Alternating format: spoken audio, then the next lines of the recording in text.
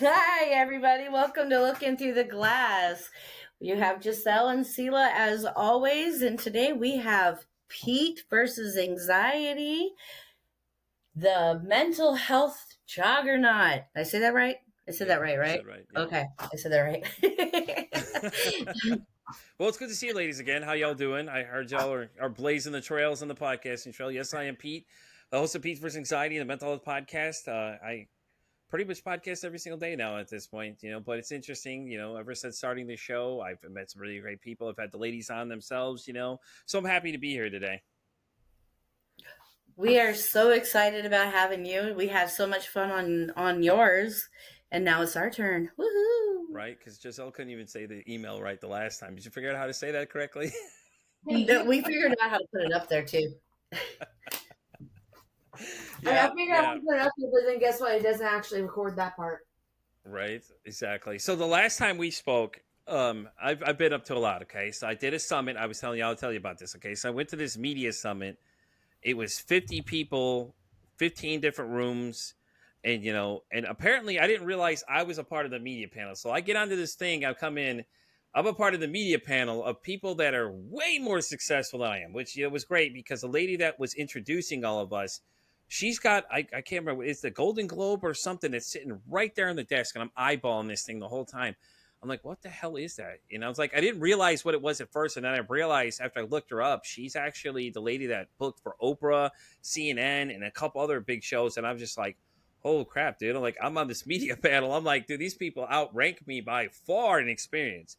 But it was fun though. I met a lot of new people. I have a lot of interesting conversations coming up. I had one woman though that stood out the most. She was like, well, I got trafficked as a kid. I'm like, whoa, hold on, hold a second, here we go. And she just hit the accelerator from there, the rest of the story, and she starts telling me a little bit more about it because I only have 2 minutes to interview these people, and I always told them all the same thing. Hey, tell me a story. So some of their responses were actually pretty funny. One guy was like, Pete, I'm just going to throw this pitch out. This doesn't apply to you. Fuck it. We're just going to go for it. I'm going to tell you a story, and just started telling me about his life story. And I was laughing hysterically. I'm like, whoa, okay, listen, reach out. But yeah, I kept telling everybody to reach out by email. So like I've got about 50 emails I have to go through, plus more that just keep coming in of just different things that people say, oh, I heard this episode or I heard that episode. So it's like, so the show is currently booking into February, by the way, too. And when I say that, that's like 3 to 4 people per day, Tuesday, then 2 people on Monday, all the way to February.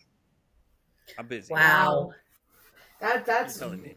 you're talking about us, going. Yeah, we're not trailing. We're not blazing any trails compared to you. Listen, I'm the original man. We're both the snails behind you right now. We're Like putting we're out riding the your coattails, fire. man. We're hanging on as you're taking off, flying. Yeah, No, yeah. I got to hang out with Jay too on his too. I was giving him a hard time about that. Me and him had a great time, so I visited him for his 50th episode. It's so great to see you guys doing well. Jay's doing really great too. And things like Yeah, that he as is. well. And the great thing is though, I interview a lot of these people and then I send them his way, and he's just like he's always laughing about how the fact that my name is known more than most people. And then we have another friend in the group that we're in an IG that we're on. She said the same. She's like, dude, why do I always hear your fucking name? I'm like, what do you mean? What? That's not my fault. People are talking about me. I can't help it. She's like, I hear your name and another guy. There was a podcast called A Couple of Nukes, Mr. Whiskey. She goes, I hear your names more than anything. I'm like, I don't know what to tell you, man. That Pete guy must be pretty popular. I don't know what to tell you. He must be pretty awesome or something, you know? Yeah, I don't know. I'm gonna tell y'all though. But it's been interesting though. Like every time you hit record, man, like you don't know the conversations are gonna go. Like I've had Yeah. some wild ass stories come through. There's a girl I met recently named Maddie. She said she was on 17 different medications at once, and I was like, dude, I can only imagine what the cocktail of side effects. Because if you watch some of these commercials, they're all really flashy. But listen for that part where it gets real low, some side effects, and then look at what those side effects are. It's some scary shit. Like there's some shit that out there that just like will really turn some hair white. And it's like, oh well, you'll hear things. I'm like, well, technically, isn't this supposed to already cure that problem for me? But then you're telling me I'm going to hear shit afterwards. Like what? It's Yeah, crazy. I love how that. I always point that out, so with seizure medications and stuff like that, and a lot of the mental health medications, there is a side effect to a lot of them that they create the shakes, tremors, and what is it, Mm-hmm. cardiodiskinesia or something like that, where you have Mm-hmm. like different facial expressions or something like that. And they give you another medication for that, but at the end of it, it says may cause involuntary movements. Yep. Then Well, there's another one that follows it always that fixes that problem but adds more issues onto it. You ever notice that too in the commercials? Like one will follow the other, and I'm like, that's interesting. Yeah. yes, yes, absolutely. I think I was on 11 different medications at one time. Jesus. Yeah, yeah, they had me on a lot of different medications at one time. I'm on zero now. That's good though. What I are you do doing now California instead of? friendly. Oh, okay. Well, I got you. Yeah, I'm 100% with it though. I mean, I think that all the Eastern medicine gets it more than Western medicine. We sit there and attack these symptoms. Okay, great, but don't look at the long term effects. Like Maddie had mentioned that she was on lithium and said that it turned out that she had such a high dosage that by the end of it she realized that she was having lithium poisoning from literally all the wow. medications and everything else. It was just crazy, and there's a lot of wild stories that happen though. Like Maddie from this season though, I've had Maddie on. She was interesting. There was another girl. God, I'm trying to remember what she told me now. There's been an interesting conversation that's coming down the line, But I mean, when you get into this space, you have to understand like these conversations are going to get really interesting really quick. Like I told you all about the guy with the suicidal ideation at the beginning of the year when I first started doing this. He scared the hell out of everybody. Like he was talking about he had the gun that morning and he was getting ready to do Yeah, it. He was sitting at the edge of the bed. These are all topics that a lot of people don't want to talk about. I met a guy this morning though that you guys need to meet. He Dr. Jeffrey. This guy had cancer twice. Is a triathlete. Like I mean, he did the 2 mile run, 100-mile bike race, then went into a 26-mile foot race after that too. After all in one straight thing, and I was like, holy crap, And then he had got cancer. He had prostate, and he had what do you say? The other one was something, but he called it butt cancer. I was laughing because that's what he referred to as. But yeah, his like whole demeanor, this whole thing, like his positivity was so amazing to see that this guy went through all these things, 16 rounds of chemo, and mind you, when I say he's doing chemo, he's got the little pumping, he's got a fanny pack. He said he was doing public speaking engagements while getting the chemo pumped in as well too. So wow. every time I hit record, you don't know what the hell those stories are going to be. So, and that's the great thing about the show is that like I meet new people every single day and it gets more interesting every time record is hit. So I'm gonna take a twist on this, and this is kind Go of for it. where it comes into. Go for it. What do you Is got for me? well, you, Pete, like here you are, you're networking with all these podcasters, you're networking with all these people and getting their stories out there and everything. And what about you? What got you into the podcasting? I've always wanted to start a podcast from day one. I did another podcast before. It's still probably out there. If you look it up, it's called Pete's Corner Store. So the original idea for that one was as I start sharing these crazy stories of things I've gone through. Like people hear me tell them wild stories, and they're like, "Oh, is that real?" These are all 100% true stories.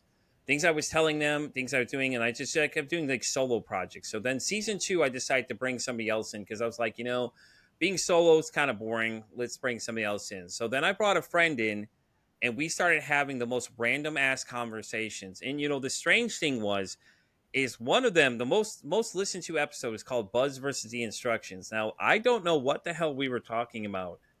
Mind you, I have no idea what I was talking about. So, and people were listening. So I was like, okay, obviously people are interested in listening to something I have to say. This is kind of funny. So fast forward, we got to an episode where we looked at men's mental health for the month of men, for June. We were like, okay. So I did some research. And it's scary to find out that men in my range, which is the 40-year-old range, are the second most likely to either commit or attempt suicide. Okay. So it Wow. got me thinking, it's like, why are we not talking about this number? Like, what is the problem? So I eventually parted ways with her, and then we added a third person in season 3. We just had a lot of friction. So I decided, you know what? I'm going to take a break, rethink this thing. So in this time period, I accepted faith and things like that too. And it was like something called to me. And it was like, I was just sitting there one day thinking of names of podcasts. I'm looking at this picture I had sent my wife a while ago, and she had stylized for me. And for whatever reason, it just hit me, Pete versus anxiety. Because every day I battle my anxiety. Now, I didn't know it was my anxiety just yet because I started therapy right after I came up with the name of the show. And then that's when it started making sense that why that made so much sense to me. Because every day I battle my thoughts. Like for people that don't have anxiety, it's like if the Flash took your thought and just ran with it, like you start like my anxiety forecasts like the future. Like I could take one little ad lib or something somebody says to me, and if it sticks with me, it'll start accumulating into a whole nother subject. Like I'll start thinking of like it being something else and start coming up with other scenarios that aren't happening. Like, my wife doesn't answer the phone. I start going into a panic mode. Is what I used to do, but it's like it's really weird when you tell people that I had to learn that with text messaging, don't expect somebody to text you right back. I know it sounds strange, but that's how bad my anxiety was. Like I'd literally like if she wouldn't text me within an hour, I'd start panicking.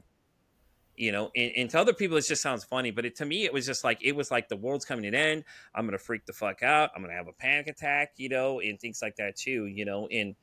And when I was doing this show, a lot of people asked about my own past. So like I don't talk a lot about it just because it was hard at first, but now it's easy enough to tell you though that I'm not proud of things I've done. Like I've gone through a lot. Like I dealt with a narcissistic ex. I was doing a lot of drinking. I did a lot of drugs. Like I was just completely a fucking mess. Like people that would have met me 10, 20 years ago, you would have never recognized me as the same Pete now. I was very verbally abusive to my kids, and things like that, things that they didn't deserve. And it was all because, my ex and I got into it, and then I should have taken responsibility there, knowing that I had a problem, and it stems from, a lot of things. Like my mom abandoned me when I was 10. And I didn't think, you don't think about these things when they happen, how the ripple effect of it has on your life. Like, but anytime I got into a situation where I felt like somebody's going to leave, I go into a fucking panic mode, like literally just start panicking and I'll start freaking out. I'll tell them to leave or whatever else, the whole like, general reaction you have and things like that too. So I am planning to have an episode where I'm just going to clear out the closet completely. I am going to fair warn people that you are going to hear things about me that you're probably not going to like, but it's more of a I need to come to terms with the fact that what I've done and just own it for what it is.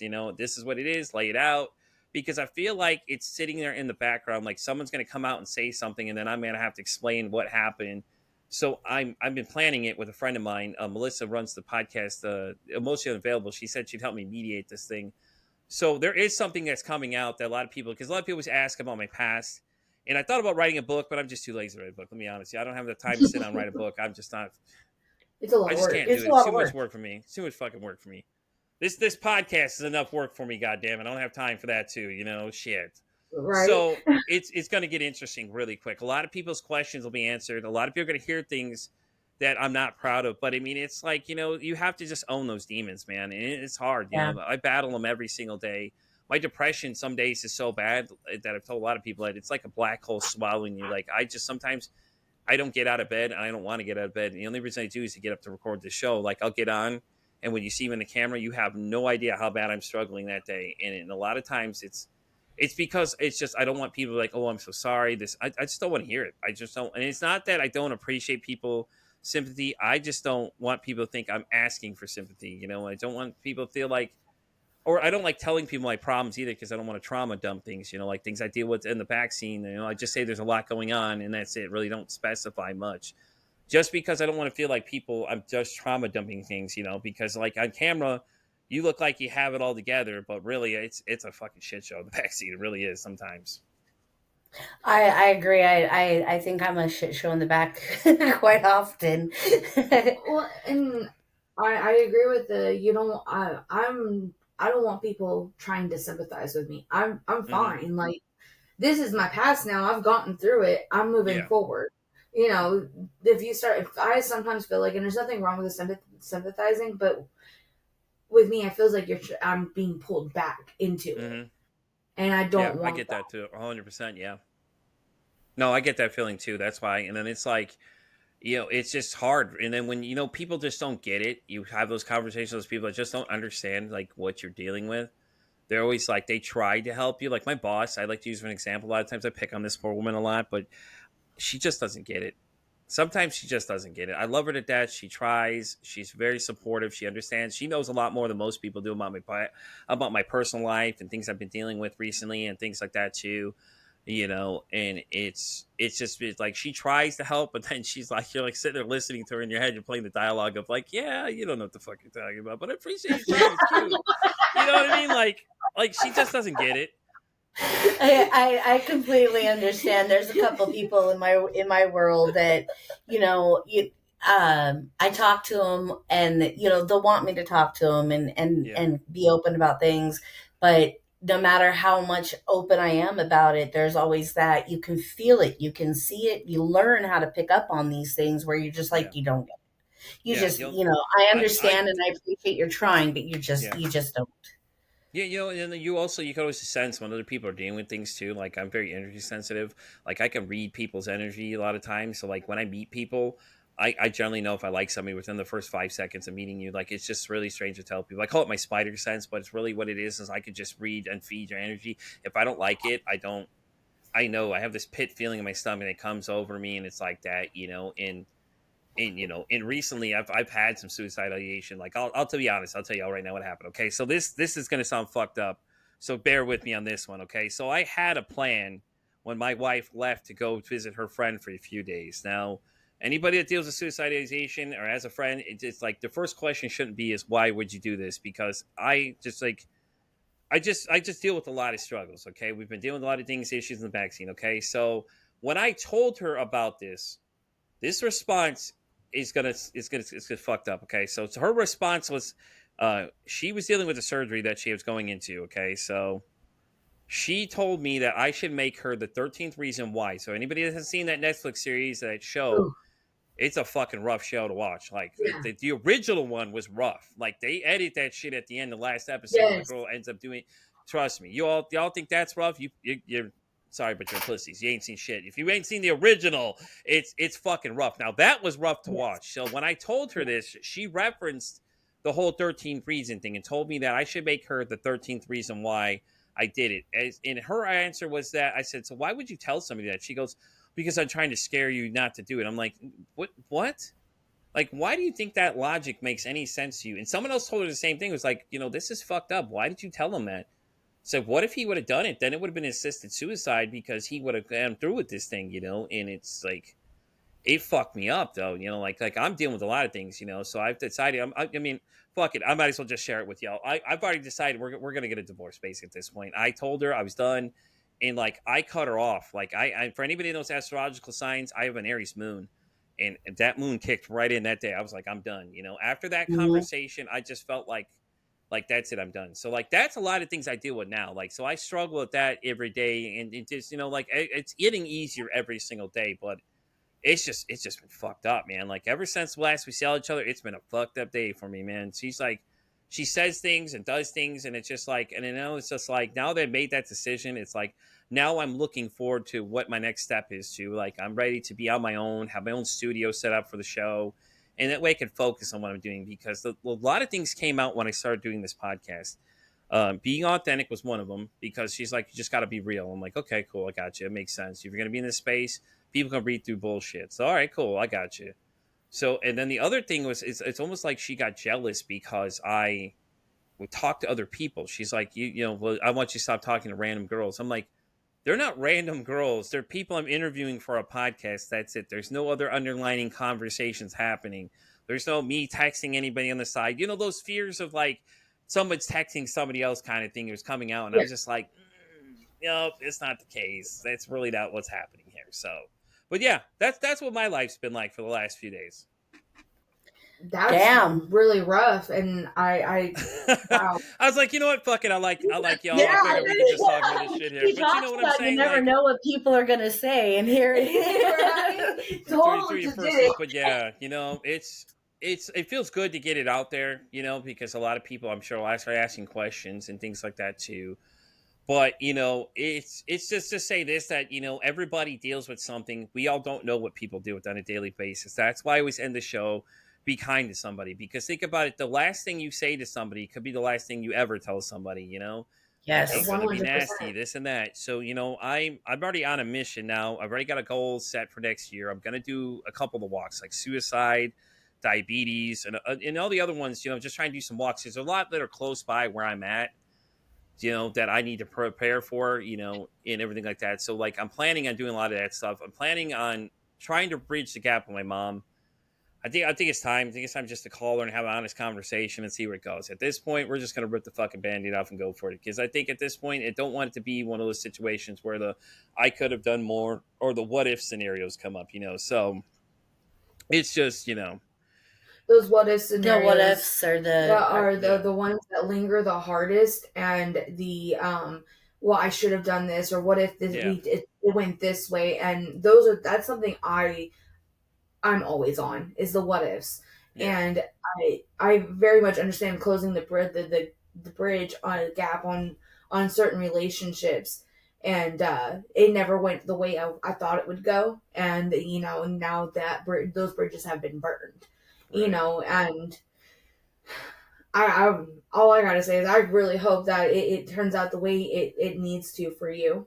Yeah, I mean, you know me. I'll be honest. I'll tell people about it. Like, I'll keep you posted on how it goes and things like that too. I just wanted to be honest with people about the things I struggle with every day. It's hard, but I want people to understand. Like, I understand where they're coming from. When you struggle with things, I know. Trust me, I know more yeah. than I've been there. I've done that. I know what it's like. So I think that's what people appeal to with me is that they like about me is that I'm just real honest about it, and the fact that it's a safe space when you come in my studio because we can talk about anything you want. I've had people talk about they've been sexually molested as kids, all that kind of Mhm. shit that comes up and things like that too. Now, I've had a person try to accuse me of being weird, but I'm like, all I'm doing is interviewing you. If you didn't like how the interview went, you should have said something. And it's like, you're going to try to tell me that I'm the weirdo because I was interested in getting the facts straight for what had happened in the situation. Now, if you didn't want to discuss it, I tell everybody the same thing. If you don't want to talk about it, just let me know. We won't talk about it. We'll go away from the subject. We'll change it, and things like that too. And it's so surreal though because it's like all I'm doing is offering you a space to come in here and share your story to be heard because I feel like a lot of people feel like they're not heard. And a lot of times Yes. with suicide, that's the thing. You feel like you're not being listened to. You feel like you're a burden, and all these other kind of things will come up in the conversation as you go and stuff like that too. No, 100%. And when it comes to that, and everybody's different when they hit that suicidal stage. Um, some just want to just talk. They Yeah. don't want to be talked to. They just want to talk. Yeah. And a lot of people think that when they're trying to help somebody through it, they're wanting to respond and wanting to respond. And it's not a matter of responding. It's a just listen, open up your ears and hear what they're saying. Try to feel what they're, saying, because that's the sympathy that we need to have. Yeah, yeah. I think people just need to shut up and listen more often. But you have to remember, people don't. That conversation is very taboo to people because this person's talking about taking their life, and it's like that same thought probably lingers. Is that what if I'm the last person this person talks to? What if I could have done more? Because then you get the guilt of like, well, I could have done more. And a lot of times the facts are you couldn't do anything. If this person's already decided this, they've already planned it. You're not stopping them. Now, No. now questions you can ask if you feel like your friend is considering suicide, ask them straight out. Listen, are you thinking about suicide? A lot of times that's enough to get them to really think about what they're talking about and what they're saying. 988's there for a reason. Call them and talk to them if you have to. Or get them on the phone with them and stay there with them. Don't leave this person if you feel like they're going to harm themselves. Don't leave yourself an option to be feeling remorse for something that someone else has decided to do. Okay, because at the end of the day, this is somebody's choice to do something. It's not your fault. Even if they were to lash out and say it's your fault, it's really not. They're an adult. They made this decision. They've decided this is what they're going to do. And if they had a plan already, unfortunately, they've already had a plan. There's really nothing else you're going to stop them from doing. Unless you're physically there with them to keep an eye on them 24/7, which I had to do once with her. It was like she was like she's had some crazy moments with her. I think fuck have. Oh man, now I'm thinking about it. Let me tell you the story about the time she had PTSD. Let me tell you, this is a fucking scary moment for anybody that's never dealt with somebody that has PTSD. Okay, so what happens with this person is they check out. Okay, so in our situation, I forgot what happened. We had to do a disagreement. She started yelling, so I was like, "Hey, you need to calm down." Something happened that triggered her that all of a sudden she came back out from the outside and just went whoom right in the face, hit me right in the face. So I was like, oh shit. So I got into like panic mode because I'm like, oh fuck, what's going on? Because she just snapped, like completely checked out, lights out, not there. So the Mhm. remember this as the story continues now. Okay, so we get into, she starts trying to fucking kill me, literally tries to kill me, and I'm not even lying to y'all because you'll find out here in a minute where else it happened. She came in, she punched me in the face. I fought back, tried to keep her off me, trying to get her to calm down, and she just went completely berserk, like blank in the eyes kind of thing. Like it got to the point where she went to the kitchen, got a knife, almost tried to cut me with the knife. Like that kind of crazy shit was going on. I literally had to pin her to the bed, and I it almost like I wasn't trying to choke her out, but she was like, I'm trying to get her to calm down. I was trying to hold her down to keep her calm down, man. She just kept getting more ballistic. And somewhere in the sense, I ended up swinging back at her. I ended up punching her in the face because I just, out of reaction when she hit me, I'm not proud of it. I felt bad about it, but it was just like the craziest moment of my life ever. Like when I tell you that PTSD is a real deal thing, if you've never dealt with the shit, that you just better be ready, because when you get into that moment, understand that person is completely not there anymore. Because Yeah, after the they're not there. conversation, after it, she's like, I don't remember any of this. I said, you don't remember anything? You know, like, why does the house look like this? She had no idea what was going on. I'm like, you don't remember? Mhm. Like, I had to struggle with you. Shit's knocked over. Things are on the floor. I was like, you don't remember any of these conversations, any of this whole thing? No, I don't remember anything. Yeah, it's like, you literally went to the kitchen, got a knife, and tried to cut me. Well, I don't remember any of that. I said, I hit you in the side of the face. That's why you got a bruise right there. You don't remember that? She goes, no. I'm like, oh my fucking God. And I felt terrible afterwards. Like, having to tell somebody, I went and told somebody about it. It's like, listen, I got to tell you about something. I told the person, and she was like, oh my God, are you okay? I'm like, I'm not worried about me. I'm more worried about the fact that I just punched this woman in the face. Like, I was never raised to hit a woman. I never want to hit a woman. But in this moment, it was one of those reaction moments where she hit me in the face. I swung back and hit her. And, no one else knows this story. So this is the first time anybody's hearing this. And it was the craziest fucking moment of my life ever. Like, it scared the hell out of me because I was like, oh shit, and then it just got worse, and she deals with bipolar too and a bunch of other things. I guarantee she has some other issues, man. She has PTSD. Like, she's told me stories about her dad. Like, you want the devil in the flesh, you should meet this guy. This guy's no longer here, but he was like, tried to burn the house down, burn the house. Actually, in fact, he burned the house down once. Then he tried to do a bunch of other shit. He did a bunch of weird shit though. There's some other things that just not going to reveal that part of it, but there's some weird ass shit that just happened that this poor woman deals with every day. But that's no excuse to not getting help for these problems. Like, she doesn't Yeah, like medications and things like that, and stuff like that. And it's real scary for people that don't want to get their mental health in check like that, because like you don't Yeah. know what they're going to do next. The rationality goes out the window instantly. So when I did this show, like I said, it caused friction for us, but it's needed. Like, people need this. Like, they need this conversational space. They need to be able to Yeah. come in here and talk about these things, and make sure that somebody's listening. And that's always what I always do. I just listen to these guys, and I love it. I honestly love it. I like, if I had to change anything, I wouldn't change anything. I'd honestly still do the show. I really do. Like, my name is more known more than most people's are, and they've got more success than I do. And needless to say, it's like I'll get there eventually. But I'm building the foundation with what I'm doing. and that foundation is the most important part. Hmm. You know, the PTSD thing. We completely understand that so well. When I hit my head, the PTSD from my past previous marriage came shining through with its wonderful ugly face. And it took, It's it's taken. been a couple years since I've had the complete and total blackouts, but Yeah. I would say it hasn't even been a month now where I still had an episode where I woke up and I don't know if I had a dream or what. Now, I didn't go into the blackout, but there's still the panic, Yeah. there's still the flight or fight So that what is kicks what is it in. like when you black out though? Just curiosity. What's your That state of I mind? You just remember don't remember zero. anything. You just don't remember You anything at remember all. nothing. It's like literally like you went to sleep. Oh, okay.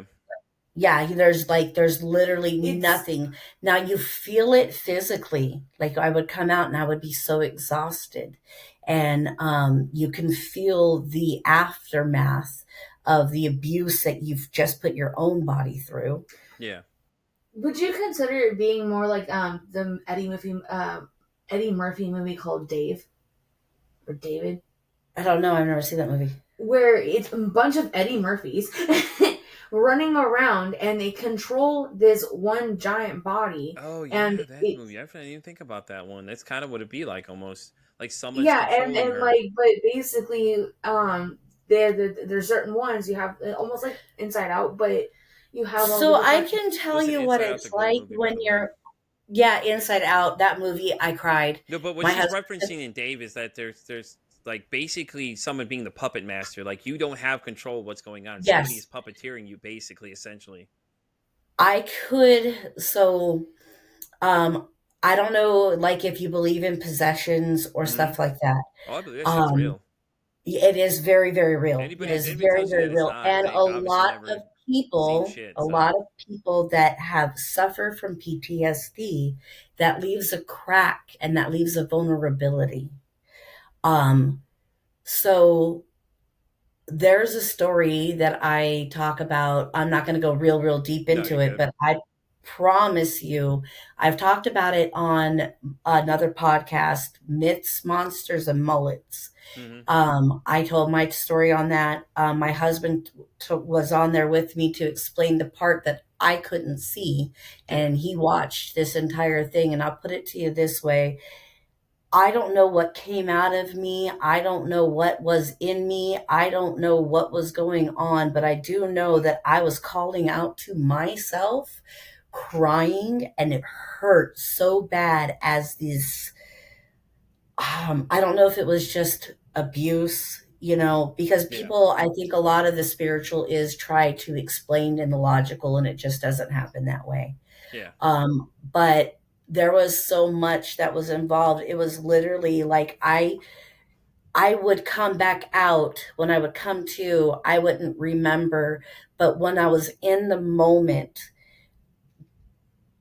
there was, it was a lot like a seizure in the fact of you can't control your body movements. And there's times that I remember telling myself, what's going on? Why am I not able to control this? And you're literally behind this hazed glass almost, like that's the best way I can explain it for me. Like you're wearing like Other almost like a times it mask of was some just sort. Like you can see it, but you can't control it. but you can't control it, and there's other thoughts going on back there. For me, Yeah, there was other thoughts that were going on back there, and I'm not going to say that I wasn't possessed, because I believe fully that there was something else going on in there. There was a house that we had moved into right after the head injury and when all the seizures began and all of that stuff. And I mean, I'm telling you, there was plates that exploded in our hands. Mm, There was things that were happening to other people. Whenever we had people come over from the church, you would hear bangs happening and things like from the outside, like something's like yeah. banging on the doors and windows. It's really, really weird. And I mean, I'll be more than happy to come on and explain it to you and, Oh and yeah, talk about definitely, it on your definitely. We're gonna podcast. explore this more for sure. Definitely. yeah, Yeah, I would be more than happy to. 100%. I'll figure out and a time for that. Trust me. I will. I'm And interested beyond belief. I'm just gonna Yeah. make sure Giselle knows how to read the email this time. Okay, we're gonna give Giselle a test randomly to the episode too. Like Giselle, how do you say the email again? And just mess with it all the you time. know what? Leave me alone.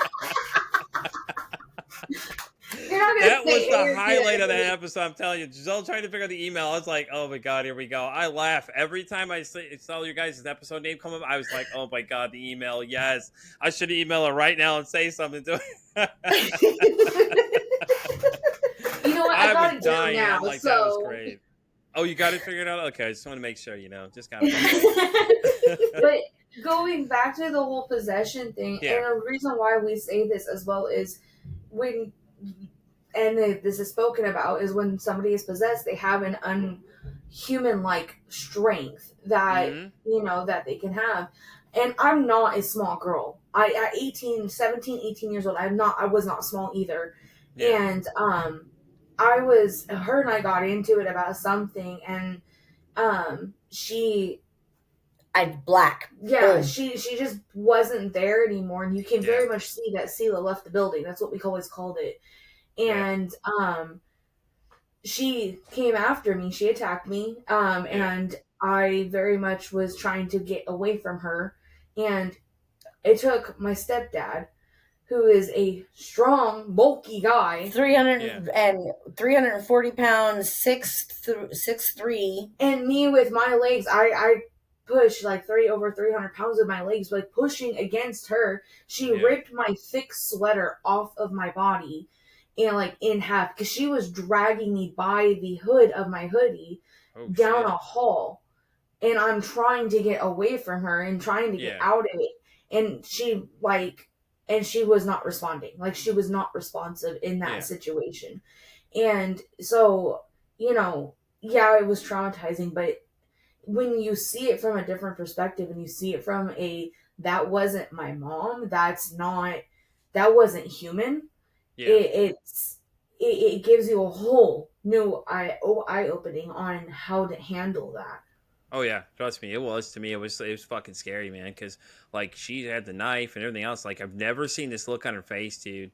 And she just had this like evil intention look on her face. Like she just snapped. Like she wasn't there anymore. I It was never whatever took her the knife counterpart to was. other people. I would take the knife to myself. I'm I never took. surprised she didn't. I don't think self mutilation was ever a thing for her, honestly. Oh, Um, I have scars all up and down my arms for me because I'm yeah, a knife person. I have a lot of kitchen knives. I keep them very sharp. It's like one of my proud things, and I have scars all over for me just yeah, going into the knife block and just whoosh, yeah. and just ripping into myself. And I never went after. Now, don't get me wrong. I've thrown things at people. I've attacked in many different ways, but with a weapon or with a knife, I always turned it on myself. Yeah. Yeah, that's And she's interesting. done thrown things my entire life, just so y'all know. Yeah, no. She I'm a said she thrower. I get that's okay. angry and I throw things.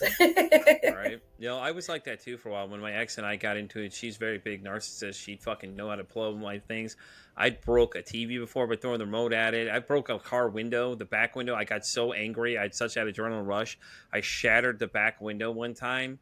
And it was just like, I don't know what came over. It's just something she did to aggravate me beyond belief. And it was like, I should have taken that as a sign. I should have gotten out sooner, but I didn't, because I'm stupid and I don't pay attention to signs. No, No, no, no, no, no. no, no, Don't you no, no. call yourself stupid. Don't you dare do that. Because Listen, no, No, because that's not how it works. I'm Don't gonna beat call her. yourself up over somebody I else. don't beat myself about it anymore, but I just feel like, I should have seen the signs. Just like this situation now, it's like she drinks a lot. Like when I say she drinks a lot, and then she turns into a whole nother person. Like I remember the one time she did it, it was just like she's a whole nother person though. She's a very verbally abusive drunk, and it just little by little just started eating away at me until, like I said, till we had this conversation recently where she was like, well, I'm leaning towards divorce. And I told her, well, I'm already there. Too late. I'm already thinking about it. I'm thinking of my exit strategy at this point. So I am considering moving states to California with my buddy. He's already told me if I need to move there, I could. So right now it's a civil situation, but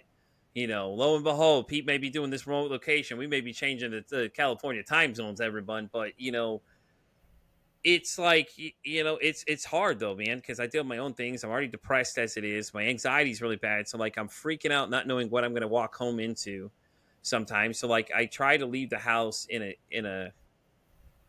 a civil manner. That way, I don't have to come home and worry about my shit getting torn up. Because she several times already threatened to just like, she's like, I would do something, but you're a pussy and you'll call the cops. And I'm like, no, because I don't want you to destroy my shit. I have very little things. I'm down to, if I could, and this is a house that I own. I own a bed. I own my light setup here, the computer, and the TV are pretty much my things. That's it. And then my Xbox. That's it. That's my only things. I only own I'm going to say, besides my collectibles I have, obviously, those two. But very little things I own. I used to be a real bad hoarder, but then when I met her, I started shedding off things and got rid of a lot of stuff. But it's just like I'm just every day is like walking on eggshells, and I'm just kind of Yes. like it's gonna be crazy, man. Till April, I got till April to make it through this thing and see what happens. Because at that point, the lease is up. Because that's what I'm trying to make the end of this lease, so I can leave. But if I need to, I've already talked about it with my buddy about going to California if it ends up getting that bad. If I need to leave, and it's just she and It's I are just not going hard. to work out. And I've moved before, so like a little more about my backstory is I left Illinois. I came to Texas. I literally left everything. I literally packed up my car, and everything that was in my car is the only thing I owned, and I literally left. You're in Texas? I'm in Texas. Yep. Yeah, we're in Texas too. Where you guys at? Area wise, Right outside of Dallas. I'm right outside Dallas too. You're fucking kidding me. Damn, you guys are that fucking close, really, huh? Shit, I could come over there and harass Phil about the email in person. Damn it. Yeah. Fun that we could have had. Oh, shit. That's what I'm saying. I'm actually right outside of I'm from south, like 30 minutes south. I'm right outside of Waco. Okay. You're closer to me than you are her. Yeah, I'm outside of Terrell. Uh-huh. Yeah, I know that's that. Yeah. Yeah. Yeah. I'm literally outside of like the Burleson, Joshua area. I'm really right next to one of those towns. I don't know if you guys know the layout of what's in between there. Seriously, right we there. could like do an in-person podcast together. That's what I'm saying. See, there's a Hell place, there's yeah. a studio in Fort Worth that was opening up that was talking to me about letting up me use their facilities or something like that too. I was thought about it. It's like, man, because there's another person that was on the show too, Dr. Kristen Williamson. She's actually from Dallas as well. And me and her were talking about meeting up with another podcaster from Oklahoma. She runs the Emotionally Unavailable podcast. That lady's a fucking riot, I'm telling you. If y'all, I'll have to get you linked up with her for sure. She's fucking hilarious. Yeah. If you haven't had her on yet, trust No, me. we have not. This is a definitely person you want to meet. She's fucking hilarious. So, but yeah, we were talking about meeting up and things like that too. I didn't realize you guys were that close. Damn, I didn't realize we were that close. Honestly, we're really close actually. Yeah, we're literally an hour and a half, 2 hours tops away from each other. Yeah. I pass through Dallas here and there. We go to Rockwall a lot too to pick up the exits. You're passing right by my house. Yeah, we're right there. There's a couple people met that are from Texas too. Had a guest on too. She wrote a book about like what to do for parents with kids with mental health and things like that. And her daughter had an interesting story. She found out her daughter was actually she got sexually molested. And the girl actually accidentally tried to kill herself. Didn't realize she had drank too much and things like that too. I'll have to get you connected. Her name's Jen Robb though. She's really cool though. Actually we have her on this week. We have her on this week. Hell yeah! Yeah, we have an interview with her. You guys have her coming down the line? Have you had her ready or no? No. We have her this week. Friday. You'll tell her I said hi. Yeah, we'll tell her you said hi. Jen was absolutely a doll, man. She was on Jay's show, okay? So if you haven't listened to her episode with Jay, Jen has some really good points that she made in her episode, and it was just amazing. All the things she was saying were just right on. So when she comes on, trust me, she has a lot of really good points. Like Jen and I, we met up, and she was so cool though. And I found out where she's at. She's close by too. I passed right through her area as well because she's in Texas too. Because we talked about it off camera where she was at. I was like, Jen, I'm just curious where you are. I'm not asking your exact location like a psychopath. I was just like curious, like what part of Texas you're in. She mentioned what area she was in. So she's close by to me too. She's on the east side of Dallas too. So it's so funny how many of us are actually close to Texas, man. We might have to do a little meetup here. Yeah, we are. We say we are close. Gonna make T-shirts that say Giselle. What's the email on them? By the way, too, I'm gonna make some T-shirts. You know what? You're never living that down. I hope you know. You were never living that down. I hope you know. It's like, fuck y'all. 20 years down the road, he's gonna be like, "So what's that Mom, email, what's Giselle?" he talking about, Mom? Gotta pick on me, don't you? Listen. We all have to look at doing one of those like suicide walks next year because I know there's one in next month. But I don't have time to plan for it. We actually have somebody that we want to send your way. We wanted to send your way. I met him actually off of Facebook. I just reached out to him. I tell people on Facebook, Instagram. I'm on. Well, yeah, it was a suicide. Him and his wife are putting together a suicide walk. Okay. The first 22 miles is dedicated to the 22 veterans that commit suicide every year. I know. Yeah. I remember that part. I remember that much. Miles. I don't know if I can walk 22 miles, but I'll give it a shot. What the fuck? No, he's doing himself. That's what he's doing. He's doing 107 miles. His wife is doing 22 miles. Holy shit, 107. Yeah, miles. He's doing 107 miles. They were also run another nonprofit organization that feeds people in disasters. Mm-hmm. They started it with the North Carolina floods and all that. Yeah. So he's on my way for sure. Yeah, I love it. Yeah, and he has it to where you can do the walk from home. Yeah, you don't have to. You be can you there. can you can just go ahead and put it on an app or something like that. So he has it where you Oh, can that's do so it at fucking home. cool. Okay, yeah, definitely. I'd Yeah, like to definitely be a part of that too, for sure. There's, I yeah, know Yeah, that I Dallas has the suicide walk awareness walk too.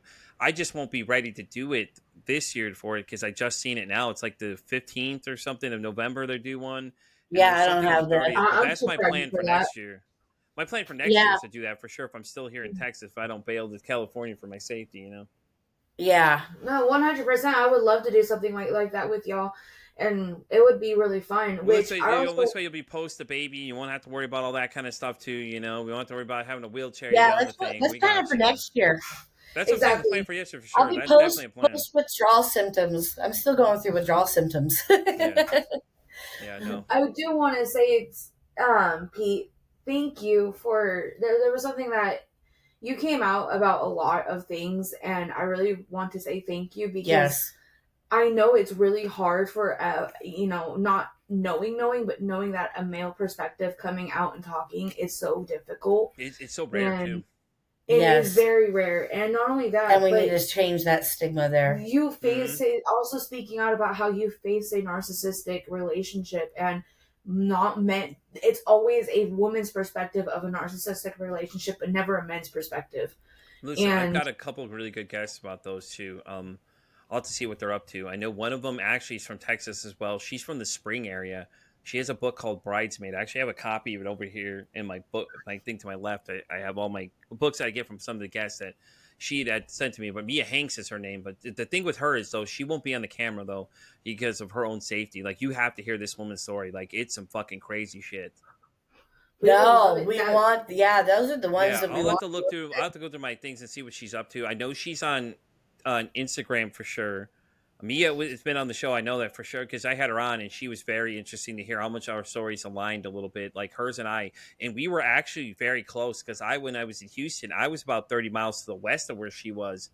But I worked close to Spring because I was out there and things like that too. But you're right though, men don't talk about it enough. And you know, I just think with the suicide rates where they're at, it's like I don't know what percentage we're gonna have to get to for these guys to wake the fuck up and stop being a bunch of bitches and just start talking about it. I mean, like let's just call it what it is. We're being a bunch of pussies because we're told that we're not supposed to talk about our feelings as men, which I think is kind of horseshit, honestly. Because it Hmm. I is. just think it's a conversation to have, like you know, having male friends to talk to, especially is interesting. Because my guest this morning, Dr. Jeffrey, and I were talking about it. He's like, I had a bunch of good friends, and he had the same perspective. He said his friend told him he loved him, and he wasn't sure how to feel about it. And I was like, yeah, man, I didn't either, man. Like you know, Jay says he loves me all the time, and I was like, I'll respond back too. But at first, it was weird for me. But it's like it's not like that, you know, because the whole stigma about oh, you're gay if you do this, or you're gay if you talk about. Get the fuck over yourself, It's honestly. so it's society Yeah, we putting always tell each other we love your face. I tell a lot of my friends that too. A lot of people I know, you know, and things like that too, and things like that as well. So it just everybody have loved everybody already. Let's stop this bullshit. Like let's stop being so negative towards everybody. Let's stop judging people. You know, yes. everybody deals with a certain situation and things like that too. And then especially like people in Jay's situation, like dude, this dude was telling us some wild ass shit. Like did you know he has to be registered with Homeland Security and shit like that too? Like there's some wild things this man was Yeah. telling us the other day. I was like, what the fuck? Well, I'm like, Jay. Jay and I have very similar clean dates. Yeah, So that's how we met was through the recovery community on TikTok. yeah. And him and I've been working together and I gotta tell you, he's one of my favorite people. Jay is one of my favorite people, hands down. He's one of And my yes, we're favorite talking people about you, I've Jay. met recently. I absolutely love him I like actually that. go on his I'm going he nailed me. He's getting stories. He's getting my whole story. We're gonna do some recording and I told him, I said, well, I've been saving a story for my podcast, but I'll go ahead and just, I'll put it on yours, you Right? know, Exactly. No, hold on a second. Good start as saying. long as it gets out there, that's all that matters. Right. And I think that if we're now getting to the point where we can start doing our own stories separately, like that way everybody's getting a different, because there's so much between the two of us. Yeah. But I definitely will say that because we need to start wrapping up. Yeah, yeah. I know. It's so, I'm we just texting talk so much. my next guest. I'm texting my next guest right and telling her I don't even know if she remembers. She's supposed to be on today. I just told her I'm running a few minutes late, so Yes. So for everybody, we do have Pete versus anxiety. Give your platform, of course. Go tell them about it. Tell them where to find me. Okay, listen, I'm Pete Freaks Society. You can find me on anywhere, X to TikTok. I'm Spotify to Pandora Radio now. So I'm on YouTube, Rumble. I'm everywhere you want your podcast to be. The show drops Monday, Wednesday, Fridays. If you want to be a guest, reach out, Pete Freaks Society pod at gmail.com. I will respond there. It's a lot better for me. I generally try to collect it in my emails better than everybody trying to send me 10,000 messages because I'll never remember anything. Send your bio over, a little bit about your story, your socials, all that stuff. Just package it all together, and I'll promise I'll get back to you. I have a lot of emails I'm going through at this moment. I get a lot of emails every day. I thank you so much, ladies, for the support. I love it. Thank you so much for what you're doing. Like I said, you guys are in for a very interesting time. I'm going to send some more people your way. Maybe this time you'll actually reach out to them. But that's okay. Anyways, we've been busy. It's been We've just been busy. Yeah, we've had a lot of people. They just automatically watch an episode and they reach out to us, and I gotta say, that's awesome. You connecting us and telling us how to do this. We wouldn't be where we are if you didn't tell us how to do this. So we appreciate you. And to let people know that if they can't get through to Pete, they can always come our way, of course, because we pretty much have the that's a same lie right platform. there. Pete is always available. Okay, that guy, he doesn't sleep. Okay, I sometimes wonder if he's part zombie or vampire. I can't figure it out right now. But listen, I'm always around. Anybody wants to reach out to me, you have a story to tell, reach out to Giselle, reach out to me, or talk to Giselle and let her know. She'll reach out to me as well if you can't get a hold of me for some odd reason. But like I said, I'm everywhere. I try to answer every message I get. I get a lot of requests for people that want to be on the show. Understand if I don't get you right away, it's not that I didn't see you. We are booking into February, so please keep that in mind. At the time of this episode, that is where I'm at. I mean, I've got a lot of people that want to be on this thing and want to be a part of this. Trust me, I will get you on as soon as I can. It's a lot tougher. I didn't anticipate it being like this, but I'm very grateful that people are that excited to be on the show, and as I always say, don't ask how your day is, ask how your mental health is, because at the end of the day, if we don't start talking about this thing, it's going to end up being one of those taboo situations forever. And 100%. Of course, everybody can get through to us through our email, looking through THRU 34theglass@gmail.com. Told you I got it. Listen, if you all want to know where this came from, go watch our interview with Giselle. Couldn't tell the interview, couldn't tell us the email in the interview originally. I was laughing my ass off hysterically at her, but I give her hell about it. But I love y'all to death. I really do. Y'all are great. I love what you're doing. Keep in touch for sure. We'll definitely have to talk about collabing to doing something else like shit. Yeah, we're so close. Of course, to get something always going here, and like I said, we'll figure it out from there. But keep doing what you're doing, man. Like I said, just keep going. Trust me, you guys are in for a lot of fun in this space. And like I said, like I said, everybody out there, you guys, just remember to talk about your mental health, man. I can't say it enough, men. Talk about your mental health. Okay, stop being a bitch, stop being a pussy, whatever you want to call it. I don't give a fuck whatever term you want to give it. Just talk about it, because at 80%, we're fucking losing men faster than we're gaining them. And it's a strong problem. And ladies, I'm not excluding you too. Trust me, I cover every topic on this show. I talk about the ladies' health, the men's health, but the men at 80%, wake the fuck up and realize we've got an issue. To say something. Yeah, it's beyond terrifying with an 80%. Yeah, that's beyond terrifying. Exactly. We're talking that's complete wipeout. But thank you again, Pete. Yes, thank you. It's a pleasure. I loved it, guys. Thank you so much. All right, thank you.